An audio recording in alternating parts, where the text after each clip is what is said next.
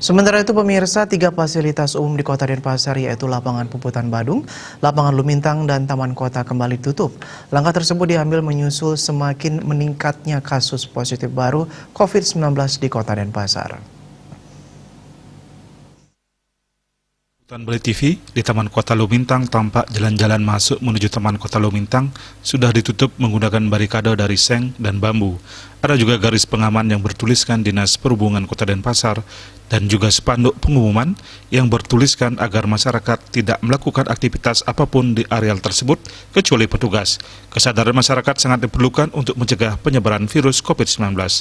Himbauan tersebut cukup dipatuhi masyarakat, di mana lapangan Taman Kota tidak ada aktivitas kecuali 1-2 orang yang masih berolahraga. Ditutupnya 3 fasilitas publik tersebut tak terlepas dari melonjaknya kasus positif COVID-19 di Kota Denpasar. Penutupan ini dilakukan untuk menekan penularan COVID-19 di tempat umum karena banyak masyarakat yang mengabaikan protokol kesehatan. Gugus Tugas Percepatan Penanganan COVID-19 Kota Denpasar meminta masyarakat disiplin dalam menerapkan protokol kesehatan untuk menghindari peningkatan kasus yang lebih besar. Penutupan 3 tempat umum ini dilakukan hingga batas waktu yang belum ditentukan sambil melihat perkembangan dan situasi lebih lanjut. Masyarakat yang ingin berolahraga dihimbau untuk melakukannya di rumah untuk kebaikan bersama. Ria Sobali TV.